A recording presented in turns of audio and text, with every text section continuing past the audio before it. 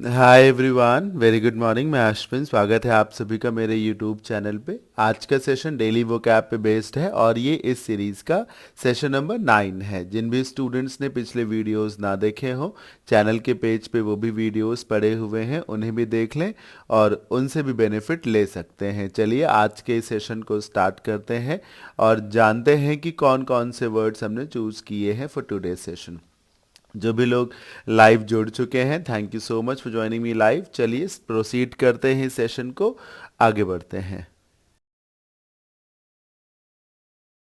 These are the words that we have chosen for today's session.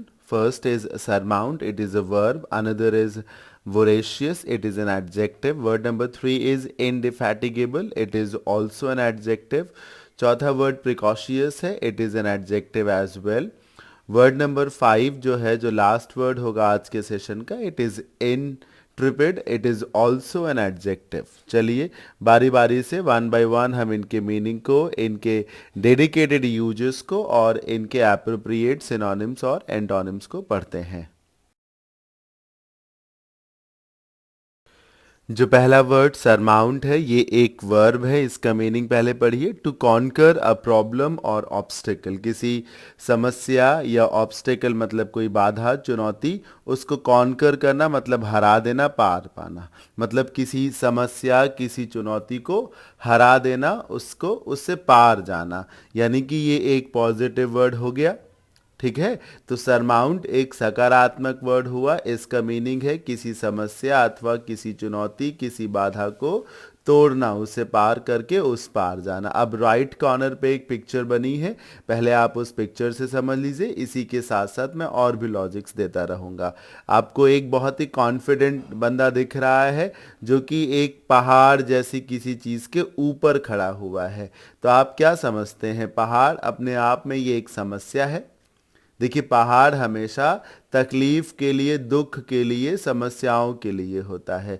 जैसे किसी व्यक्ति को कष्ट है तो वो क्या कहता है कि दुख का पहाड़ टूट पड़ा है, दुख का पहाड़ टूट पड़ा है। आपने कभी किसी व्यक्ति को क्या ये कहते हुए सुना कि सुख का पहाड़ जमा है, सुख का पहाड़ गिर पड़ा है, या सुख का पहाड़ बना डाला है उसने? नहीं, पहाड़ हमेशा से एक चैलेंज है, कभी भी वो प्लेजर नहीं है कहीं से। ठीक है, कष्ट के लिए ही इस्तेमाल किया जाता है। तो अब आप इस वर्ड को भी देखिए, इसमें माउंट गिवन है। माउंट का मतलब ही माउंटेन से होता है, तो माउंट मतलब पहाड़। और जो प्रीफिक्स में SUR, सर लगा है, मैं आपको क्लियर कर दूं कि सर का मतलब ही होता है मोर देन। तो जब आप पहाड़ के ऊपर चढ़ गए, पहाड़ से ज़्यादा बड़े पहाड़ आप हो गए, या पहाड़ से ज़्यादा भारी आप हो गए, तो आपने पहाड़ को हरा दिया और आप विनर हो गए। SUR प्रीफिक्स का मतलब ही होता है सर ज़्यादा। इसी से सर प्लस बनता है, इसी से सर चार्ज बनता है, इसी से सर पास बनता है। सरमाउंट तो आप देख ही रहे हैं, है ना, और भी तमाम वर्ड्स इसी से बनते हैं। तो क्या सीखा आपने? सरमाउंट का मतलब क्या हुआ? एक पहाड़ जैसी चुनौती या पहाड़ जैसी समस्या को हरा देना है, उसे छोटा साबित कर देना। आप पहाड़ के ऊपर चढ़ गए तो पहाड़ छोटा हो गया, आप उससे बड़े हो गए। ये था इसका मीनिंग। पिक्चर भी आपको थोड़ी सी हेल्प दे रही है, और हमेशा तो पिक्चर आपके साथ होती नहीं होगी नहीं। तो जो मैंने वास्तविक लॉजिक दिया है कि माउंट पहाड़ हो गया और सर का मतलब ज़्यादा, तो पहाड़ को छोटा कर दिया, पहाड़ से ज़्यादा बड़े आप हो गए।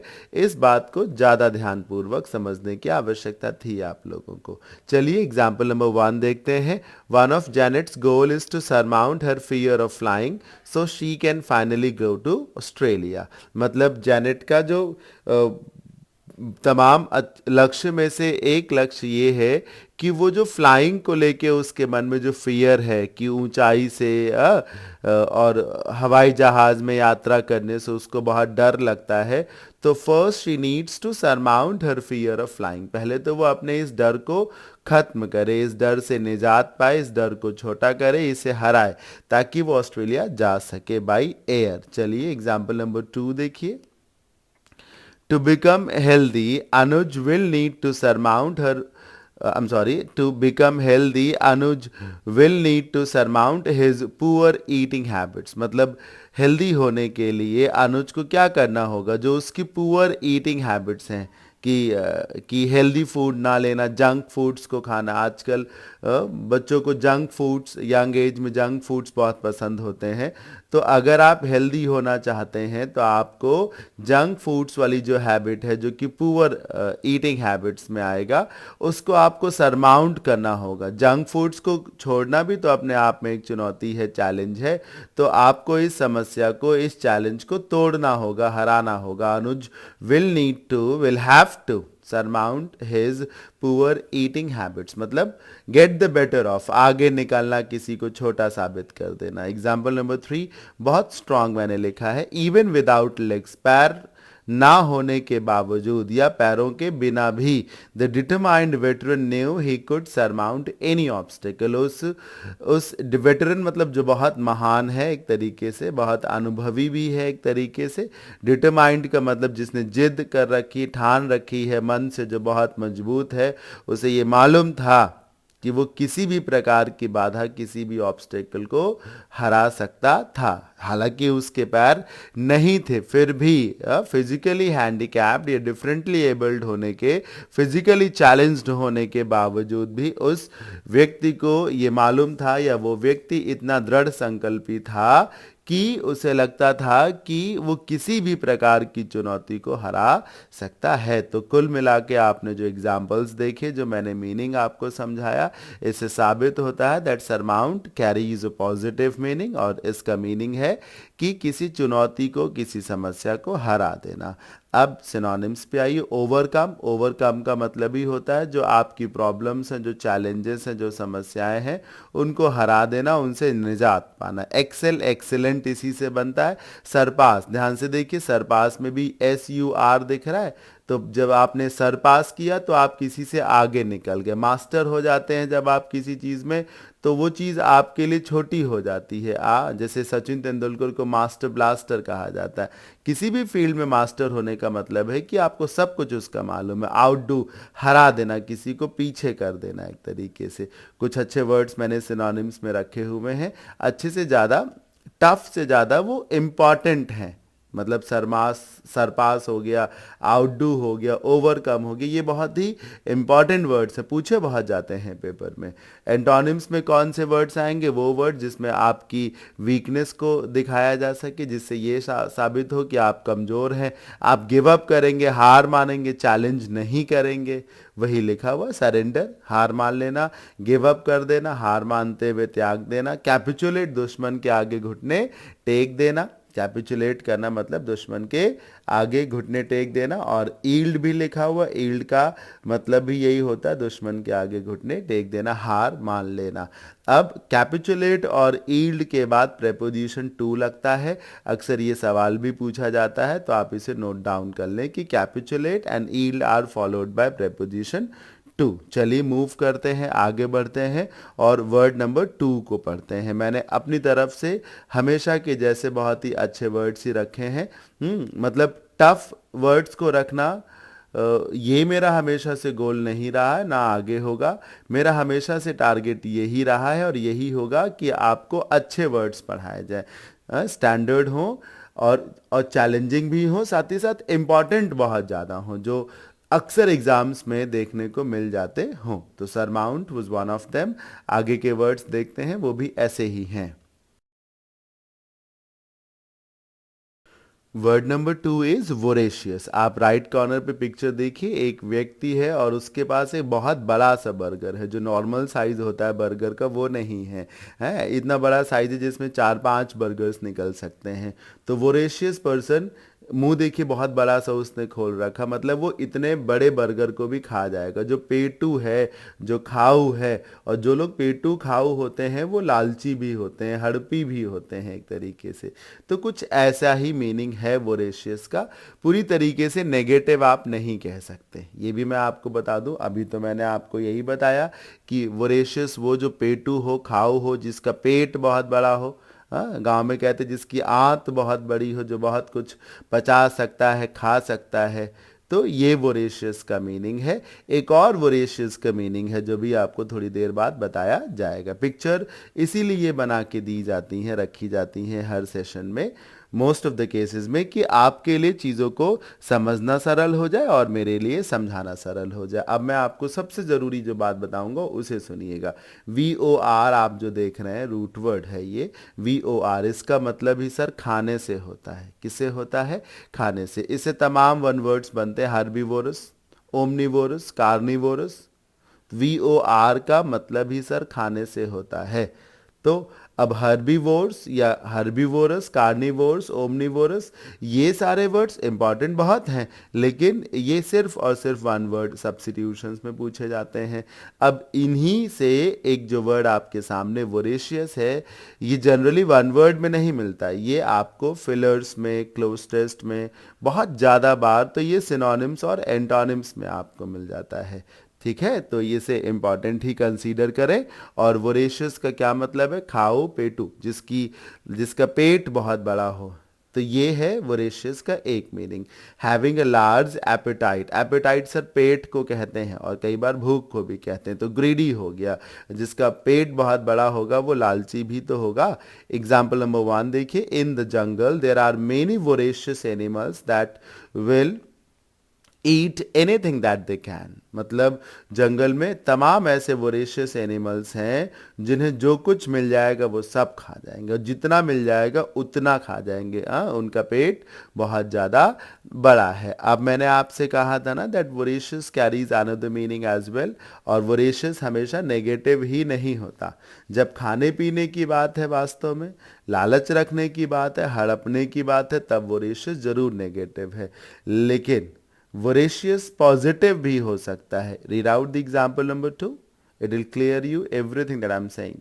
Since I'm a voracious reader, I often read 2 or 3 books a day. चूंकि मैं एक voracious reader हूं, मतलब कभी ना थकने वाला, कभी बोर ना होने वाला। अब समझिए सर, कभी बोर ना होने वाला अच्छी बात है, कभी ना थकने वाला अच्छी बात है। बहुत ज़्यादा जो पढ़ता है वो बहुत ज़्यादा मेहनती भी तो होगा, थकता नहीं होगा, ये सारी बातें अच्छी हैं। तो वोरेशियस रीडर होना बड़ी ही अच्छी बात है। इसी वजह से तो मैं दिन में एक ही दिन में 2 से 3 किताबें पढ़ डालता हूँ। ये नॉर्मली तो संभव नहीं है until you are a voracious reader. तो books a day, 2 or 3 books I read a day, मैं एक दिन में 2 से 3 किताबें पढ़ डालता हूँ। This is called to be voracious. Voracious learners होते हैं, कुछ भी सीखना चाहते हैं, चाहे जितना सिखा दो उन्हें कम ही लगेगा। जैसे इस समय रामायण में लवकुश को दिखाया जा रहा है, वो सब वोरेशियस लर्नर्स थे। और यही दिखाया गया कि जितनी शिक्षा दी जाएगी वो सब ग्रहण करना चाहेंगे, ये नहीं कि अब मुझे ये चीज़ नहीं चाहिए।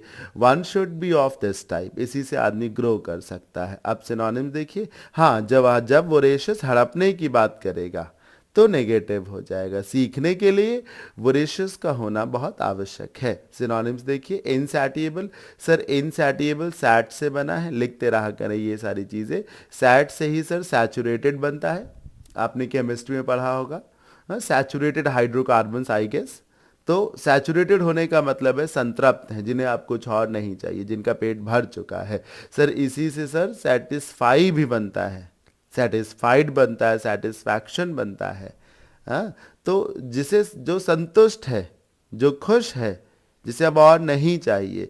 सैटिएट करने का मतलब ही होता है सर किसी की इच्छाओं को, भूख को शांत करना, भूख मिटा देना, सैटिएट करना। अब कोई सैटिएबल है तो वो कभी ना कभी संतृप्त हो सकता है, उसकी भूख मिट सकती है। But if somebody is insatiable, IN से ऑपोजिट हो जाएगा, तो उसकी भूख कभी भी नहीं मिटेगी। अब ग्लटनस, ग्लटनस तो एक बेसिकली कहते ही है पेटू आदमी को। ग्लटन होने का मतलब ही होता है बहुत सारा खा जाना।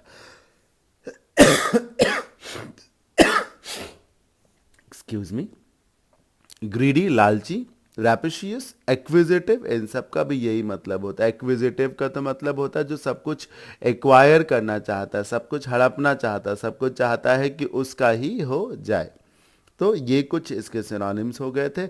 अब एंटोनिम्स में वो वर्ड्स आने चाहिए जिसमें व्यक्ति शांत है, जल्दी संतुष्ट हो सकता है, तो सेटिस्फाइड हो जाएगा, कॉम्प्लेसेंट हो जाएगा, कंटेंटेड हो जाएगा। एक तरीके से कंटेंटेड मतलब संतुष्ट, कॉम्प्लेसेंट का मतलब भी होता है संतुष्ट, सेटिस्फाइड हो गया, सैटिएबल हो सकता है। तो ये सारे वर्ड्स वोरेशियस के एंटोनिम हो जाएंगे। फिर से आप समझ लीजिए, VOR वोर मतलब खाने से होता है, तो वोरेशियस जो बहुत खाता हो। ये एक कहानी है वोरेशियस की। और दूसरा, अगर आप सीखने को लेकर वोरेशियस हैं तो यू शुड बी वोरेशियस। आप ज़्यादा से ज़्यादा सीखेंगे, ये आपके ज़्यादा से ज़्यादा काम आएगा। वोरेशियस लर्नर होना आवश्यक है। चलिए वर्ड नंबर 3 को भी जानते हैं। Word number 3 is indefatigable. Like the earlier word, indefatigable is also an adjective, क्योंकि BLE अगर लग जाए किसी भी वर्ड के आखिर में तो उसका एडजेक्टिव होना तय है। दूसरी बात आप और समझिए कि indefatigable में दो वर्ड आएंगे, एक जिसमें इन लगा हो और एक जिसमें इन ना लगा हो। तो अगर आप डिफैटिगेबल को पहले समझ लें तो इनडिफैटिगेबल सरल हो जाएगा। तो मैं जो बताऊंगा ध्यान से सुनिएगा। चाहे इनडिफैटिगेबल हो चाहे डिफैटिगेबल हो, ये सारे वर्ड्स फटीग से बने। FATIGUE, FATIGUE, फटीग का मतलब सर थकान से या थकावट से होता है। अब आप स्पेलिंग मैच करिए, FATIG मिल रहा है ना आपको, जो फटीग में होता है वही यहाँ पर भी है। तो आप क्यों नहीं लिख लेते कि FATIG का मतलब थक जाने से हो सकता है, उसी से फटीग याद रहेगा, हाँ, और ये भी याद रहेगा। तो फटीग का मतलब थकने से है। अब डिफैटिगेबल वो व्यक्ति हुआ जो थक सकता है, हाँ, जिसका उत्साह आत्मविश्वास कभी कमज़ोर हो सकता है, हाँ, जिसकी चाल कभी धीमी पड़ सकती है, जो कभी ना कभी थक सकता है, जिसमें ऊर्जा का ह्रास हो सकता है। अब आप समझिए, तो इनडिफैटिगेबल ऑपोजिट हो जाएगा IN की वजह से, यानी एक ऐसा व्यक्ति जो कभी हारेगा नहीं। इनडिफैटिगेबल होना एक तरीके से जो कभी थकावट नहीं महसूस करेगी, जो कभी थकेगा नहीं, इसमें जिसमें इतना आत्मविश्वास, ऊर्जा, आत्मशक्ति होगी, कॉन्फिडेंस होगा, एनर्जी होगी, फिजिकल और मेंटल दोनों ही टाइप की, कि वो कभी थकान या थकावट को महसूस ही नहीं करेगा। और जो कभी थकेगा नहीं, थकावट नहीं महसूस करेगा सर, वो कभी रुकेगा भी नहीं, और जो कभी रुकेगा नहीं उसे कभी हराया भी नहीं जा सकेगा। सारी चीज़ों को आप इर्द गिर्द देख करके रखें तो बहुत कुछ समझ सकते हैं। अब एक प्रकार का जो मिथ आप में से बहुत से लोगों में होता है उसको ब्रेक कर देना चाहिए आपको। कैसा? कि जनरली जब IN लग जाएगा किसी भी वर्ड के पहले, IN, IM, IL, IR, DIS, UN, तो वर्ड नेगेटिव हो जाएगा। अब ये मिथ ही तो है। वर्ड नेगेटिव नहीं होता सर, वर्ड ऑपोजिट हो जाता है। नेगेटिव होने का मतलब है कि अर्थ नकारात्मक हो जाएगा, और ऑपोजिट होने का मतलब है कि जो भी अर्थ है वो बदल जाएगा। जैसे अच्छा का ऑपोजिट बुरा है। अब बुरा सिर्फ ऑपोजिट ही नहीं है, अच्छा का गंदा वर्ड भी है। लेकिन अगर कहा जाए बुरा तो उसका तो ऑपोजिट अच्छा हो गया, तो अच्छा नेगेटिव कहाँ से हुआ? अच्छा तो सिर्फ ऑपोजिट है बुरा का। तो आप इस बात को समझिए, ये सारे प्रीफिक्सेस जो मैंने अभी अभी कहे थे, जरूरी नहीं है कि ये वर्ड को नेगेटिव कर दें, बस इतना ज़रूरी है कि ये वर्ड के प्रेजेंट मीनिंग को ऑपोजिट जरूर कर देंगे। तो डिफैटिगेबल जो थक सकता है, तो indefatigable one who never gets tired, जो कभी थकेगा नहीं, वन हु नेवर स्टॉप्स, जिसे आप अनस्टॉपेबल भी कह सकते हैं, indefatigable. Never shows signs of getting tired, कोई भी जो कभी ये दिखाए ही ना, साइंस मतलब नज़र ही ना आए कि वो थक भी रहा है, जो कभी थकने के साइंस मतलब नज़र ही ना आए, थकावट जैसे लक्षण जिसमें दिखे ही ना, सब बहुत पॉजिटिव वर्ड है। हर किसी को इनडिफैटिगेबल होना चाहिए, तब जाकर के वो जिंदगी में बहुत कुछ कर सकता है। जैसे बहुत सारे बॉलीवुड स्टार्स लगातार मेहनत करते हैं। आप अपने प्राइम मिनिस्टर को ले सकते हैं, हमेशा वो सोशल सर्विस के लिए शुरू लगे रहते हैं। चाहे वर्तमान के प्राइम मिनिस्टर्स हों, चाहे former prime minister doctor Singh हों, या और भी फॉर्मर प्राइम मिनिस्टर्स, पोस्ट ही ऐसी है कि फटीग नाम की चीज़ आ ही नहीं सकती। 24/7 अवेलेबल रहना पड़ता है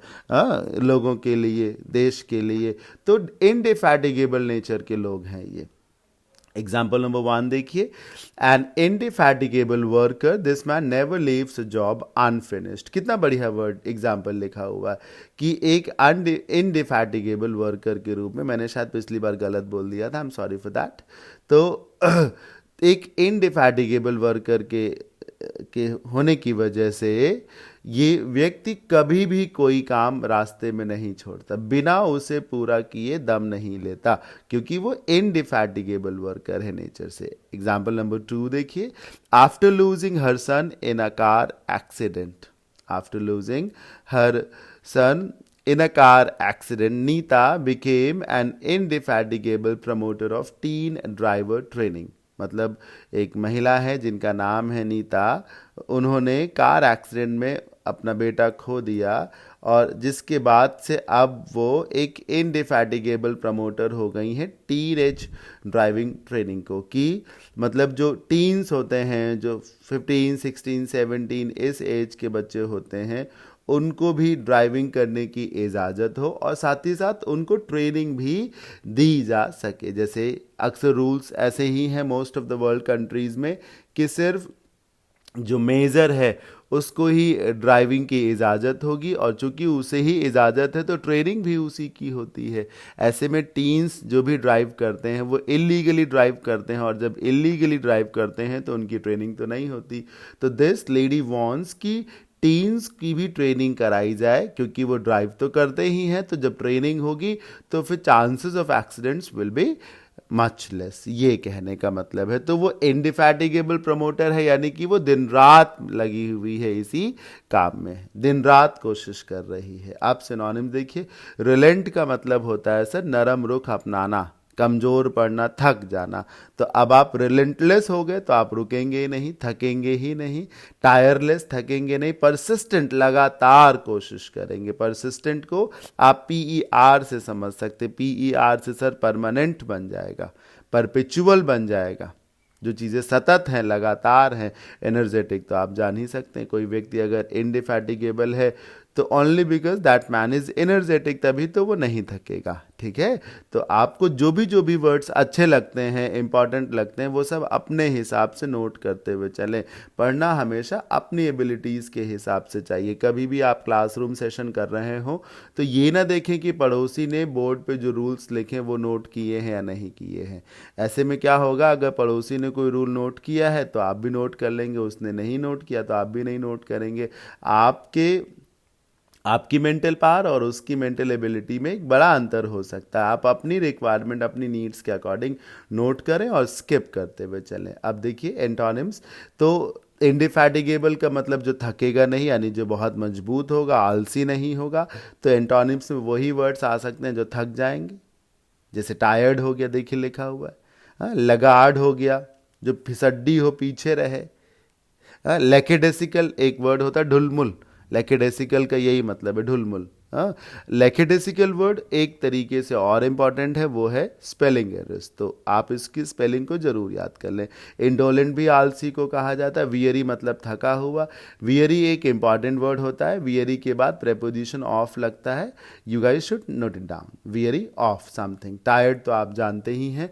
तो इस तरीके से हमने आज के सेशन के शुरू के 3 वर्ड्स पढ़ लिए हैं। अब आगे के दोनों वर्ड्स जानते हैं। कैसा लग रहा है आप सभी को सेशन, प्लीज़ मुझे बताते रहें लाइव चैट के माध्यम से, और ज़्यादा से ज़्यादा मेरे हर एक वीडियो को लाइक किया करें प्लीज़, और शेयर भी किया करें। आपका प्रमोशन, आपका जो सपोर्ट है उसकी मुझे बहुत सख्त आवश्यकता है, क्योंकि आज 1 मई है और मैंने सर इस चैनल को अप्रैल में ही स्टार्ट किया था। आप सबके सहयोग से आज तकरीबन 1500 सब्सक्राइबर्स होने वाले हैं, लेकिन बड़े बड़े टीचर्स के मुताबिक तो ये कुछ भी नहीं है एक तरीके से। हैं बड़े बड़े टीचर्स तो जब पढ़ाना शुरू करते हैं तो उस वक्त 10,000 लोग उसे देख रहे होते हैं एट द सेम टाइम, और मैं जब पढ़ा रहा हूँ एज ऑफ नाउ 1 महीने हुआ है मेरे चैनल को बनाए हुए, तो 50-60 इस तरीके के आसपास जो हैं वो लाइव चैट्स मुझे नज़र आती हैं। इतने लोग देख रहे होते हैं एट अ टाइम। चलिए, कोई भी चीज़ जो है वो एक दिन में तैयार नहीं होती, पहाड़ धीरे धीरे ही बनता है। मैं भी इसी इरादे से चीज़ों को कंटिन्यू कर रहा हूँ। आप सबका सहयोग मिलता रहा तो ज़रूर हम सब मिलकर आगे बढ़ जाएंगे। चलिए आगे बढ़ते हैं। देखिए, एक चीज़ मैं बताना भूल गया था। राइट कॉर्नर पे आपको एक पिक्चर दिख रही है, उसमें एक व्यक्ति कुछ शेप दे रहा है। आप ध्यान से देखिए, बहुत छोटा सा एक शेप होता है, फिर वो थोड़ा सा उसे बड़ा करता है, फिर और बड़ा करता है, फिर और बड़ा करता है, और लगातार वो दम लगाए हुए है, लगातार वो मेहनत की है, और धीरे धीरे वो पूरा का पूरा जो सर्कल है वो भर देता है। तो इनडिफैटिगेबल नेचर है ना। एक सर्कल है, उसमें उसने 10 ब्लॉक बना दिए, पहले उसने एक ब्लॉक को भरा, फिर दूसरे ब्लॉक को भरा। जैसे आप कलर करने की ही बात कर लें, एक सर्कल है, उसमें आपने 10 ब्लॉक बनाए, तो आपने एक को कलर किया, दूसरे को कलर किया, और आप थके नहीं, आपने लास्ट वाले ब्लॉक को भी कलर किया, पूरी तरीके से एक सर्कल बना दिया। तो ये इनडिफैटिगेबल का मीनिंग था। Word number 4 is precocious. आप राइट कॉर्नर पे पिक्चर है, उसको देख लीजिए। प्रिकॉशियस वर्ड जो है आप सबके लिए बिल्कुल नया हो सकता है, क्योंकि जनरली इस वर्ड के दर्शन नहीं किए होते हैं। प्रिकॉशियस के लिए राइट कॉर्नर पे एक पिक्चर बनी है, जिसमें एक बहुत ही यंग एज का, मतलब बहुत छोटा सा बच्चा है, तकरीबन 5 to 8 ईयर्स के बीच में, और वो चश्मा लगाए हुए और एक बुक को पढ़ रहा है। जिस तरीके से वो पढ़ रहा है और देख रहा है, उससे लग रहा है कि जैसे वो कोई बच्चा ना हो, बल्कि कोई 20-25 साल का यंग एज का बंदा हो। तो इसी को कहते हैं प्रिकॉशियस। जनरली बच्चों के लिए इस्तेमाल होता है, वो बच्चे, उन बच्चों के लिए जो अपनी एज से ज़्यादा इंटेलेक्चुअल हों, अपनी एज से ज़्यादा वाइज हों। मेरी बात आप समझ रहे हैं ना। प्रिकॉशियस होने का यही मतलब है कि कोई व्यक्ति बहुत होशियार है, बहुत समझदार है, अपनी एज से कहीं ज़्यादा, एक तरीके से पढ़िए ना, having mature qualities at an usually early age. एक शुरुआती उम्र में अपनी उम्र से ज़्यादा मेच्योरिटी का होना ही प्रिकॉशियस कहा जाता है। हाँ, होशियार होने के लिए अपनी एज से ज़्यादा, एक तरीके से। एक वर्ड होता है प्रोडिजी। प्रोडिजी का मतलब ही होता है अक्सर एक छोटा सा बच्चा जो बहुत ज़्यादा होशियार हो, विलक्षण प्रतिभा का धनी, प्रोडिजी। उसी के आसपास प्रिकॉशियस भी है। अच्छा, अब एग्जाम्पल देखिए। आई वॉज अ प्रिकॉशियस चाइल्ड, कोई अपनी ही तारीफ में ये बात कह रहा है। Who at the age of 4 was already discussing the daily news with my parents. कोई कह रहा है कि मैं एक प्रिकॉशियस चाइल्ड था, और 4 साल की उम्र में ही मैं रोज की जो खबरें हैं, हाँ, जो डेली करंट अफेयर्स थे, मैं अपने पेरेंट्स से उनको डिस्कस किया करता था। Generally at the age of 4 लोग बच्चे कार्टून देखते हैं, डेली न्यूज़ को अपने पेरेंट्स के साथ डिस्कस नहीं करते। तो मैं करता था, since I was a precocious child. Example number 2 देखिए। द म्यूजिक टीचर वो surprise to see the precocious toddler. Toddler एक छोटे से बच्चे को कहा जाता है जो अभी शुरुआती दिनों में हो। Correctly playing the violin. मतलब म्यूजिक टीचर दंग रह गया या सरप्राइज हुआ इस बात को जानकर और देखकर कि करेक्टली एक टॉडलर, एक छोटा सा बच्चा, वॉलिन को सही तरीके से सही कॉर्ड्स को प्ले कर रहा था। तो क्यों? क्योंकि वो प्रिकॉशियस था। वो भले छोटा छोटा था, लेकिन वो अपनी उम्र से ज़्यादा होशियार था। आप देखते होंगे 8-8 10 10 साल के बच्चे जो हैं, वो बहुत अच्छे तरीके से ड्रम्स प्ले कर सकते हैं। हाँ, 8-10 साल के बच्चे यंग एज के लड़कों के, लड़कियों के जैसे जो है वो सुर ताल का ज्ञान रखते हैं, उतनी रेंज होती है। They are precocious children, they are precocious children. चलिए सिनोनिम्स देखिए। Mature, clever, apt. एप्ट तो हम रूट वर्ड में आपको पढ़ा चुके हैं। एप्ट का मतलब ही काबिल से होता है, इसी से सर एप्टीट्यूड बनता है, इसी से एप्टीट्यूड बनता है, इसी से और तमाम वर्ड्स बन जाते हैं, जैसे एडाप्ट बन जाता है, और भी तमाम वर्ड्स बनते हैं। एडवांस्ड आप जानते ही हैं। और एंटोनिम्स देख लीजिए। एंटोनिम्स में वो वर्ड्स आएंगे जिसमें ये पता चले कि कोई व्यक्ति जो है वो काबिल नहीं है, एक तरीके से। तो स्लो हो जाएगा, बैकवर्ड, फिसड्डी जिसको कहते हैं। रिटार्डेड, आपने त्वरण और मंदन फिजिक्स में पढ़ा होगा। आगे बढ़ना त्वरण यानी एक्सेलरेशन, और पीछे आना मंदन यानी रिटार्डेशन। रिटार्डेशन से रिटार्डेड बन जाता है, जो पीछे रहे, जो फिसड्डी रहे, जो बैकवर्ड है, स्लो है, जो स्टूपिड है। ये प्रिकॉशियस के एंटोनिम्स हो गए ना। प्रिकॉशियस वर्ड अपने आप में बहुत खास है आप सभी के लिए, इसलिए मैंने इसको आज के सेशन में रखा है। चलिए फटाफट लास्ट वर्ड को भी पढ़ लेते हैं। देखिए, इन दिनों मेरे पास और बहुत सारे कमिटमेंट्स रहते हैं, इसी वजह से मैं रेगुलर आकर के नहीं पढ़ा पा रहा हूँ। जैसे कल शाम को मैंने कल मॉर्निंग के सेशन में प्रॉमिस किया था कि ईडियम्स एंड फ्रेजेस का सेशन हो सकता है, लेकिन कल शाम को कोई क्लास नहीं हुई थी, है ना? तो ये डिस्टर्बेंस अभी 2-4 दिन तक रह सकता है कि डेली ज़रूरी नहीं है कि मॉर्निंग और इवनिंग सेशंस दोनों दोनों ही रिकॉर्ड किए जाए। जैसे जैसे टाइम मिलेगा उन सारी चीज़ों को ज़रूर किया जाएगा। चलिए, इंटरप्रेट जो कि लास्ट वर्ड है इसको पढ़ते हैं। बहुत ही स्ट्रॉन्ग वर्ड है, बड़ा ही पॉजिटिव वर्ड है। इंटरप्रेट बोलते हैं एक फियरलेस पर्सन को, एक ऐसा व्यक्ति जो डरता ना हो, निडर हो, निर्भीक हो, जो पीठ दिखाकर ना भाग जाए। An intrepid person acts in a brave way. बहादुरी किसे किसे काम करता है? एक इंटरप्रेट पर्सन बहादुर को कहा जाता है। एग्जाम्पल नंबर 1 देखिए। दी इंटरप्रेट किटन, किटन बिल्ली के बच्चे को कहा जाता है, walked slowly in front of the two big dogs. दो बड़े बड़े कुत्तों के सामने से वो बिल्ली का बच्चा जो है वो धीरे धीरे जा रहा होता है। अब देखिए सर, कुत्तों के सामने से बिल्ली अगर निकल जाए, ये साबित करता है कि बिल्ली बहुत ज़्यादा बहादुर है। तो इंटरप्रेट किटन था एक तरीके से, वरना वो बड़े बड़े डॉग्स के आगे से कैसे जा सकता था? तो इंटरप्रेट किटन यानी कि बहादुर। एग्जाम्पल नंबर 2 देखिए। द इंट्रपिड एडवेंचरर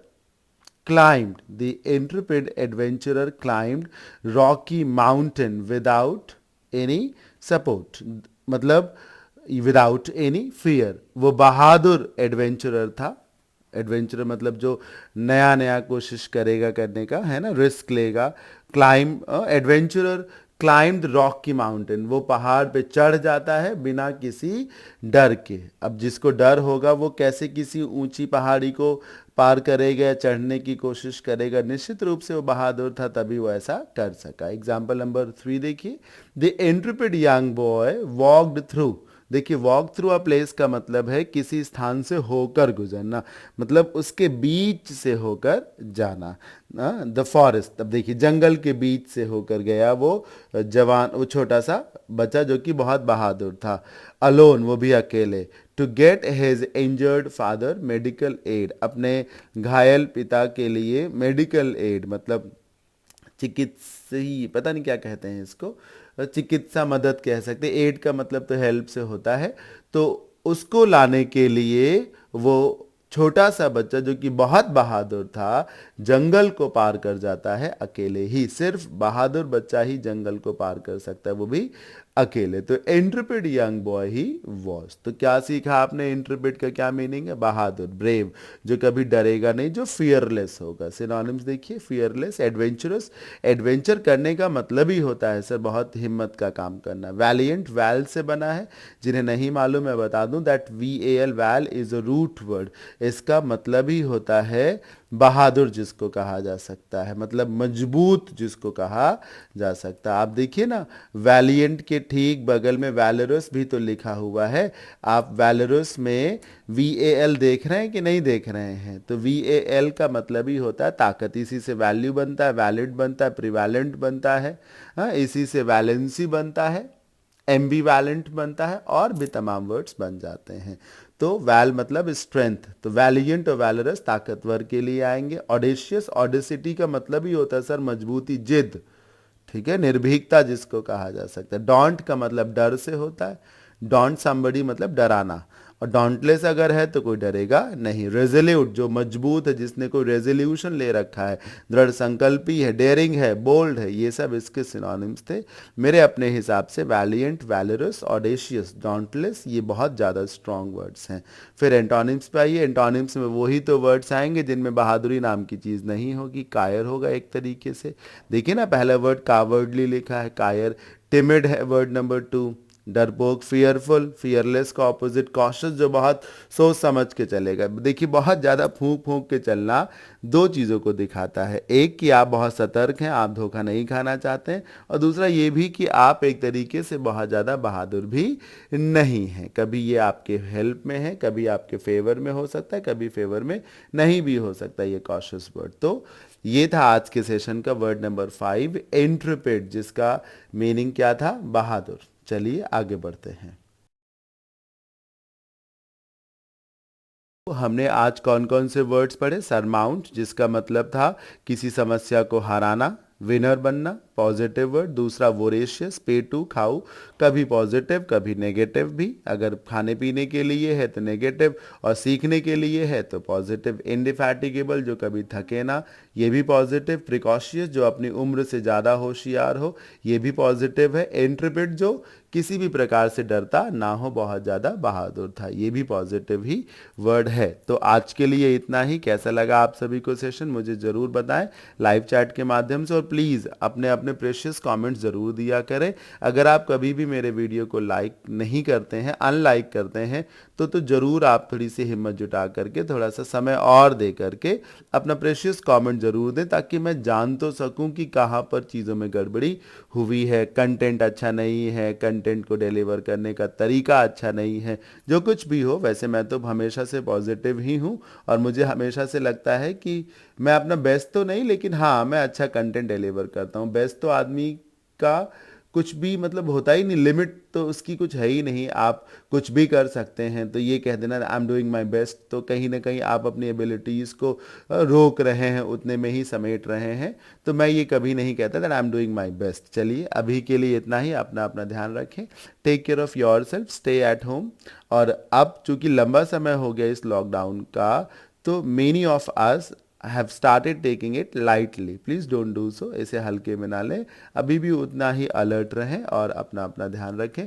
शाम को होपफुली मिलेंगे with another session on idioms and phrases, I guess. चलिए, अपना अपना ध्यान रखिए। Bye bye, take care, thank you so much for joining me live. Bye bye, take care, have a good day.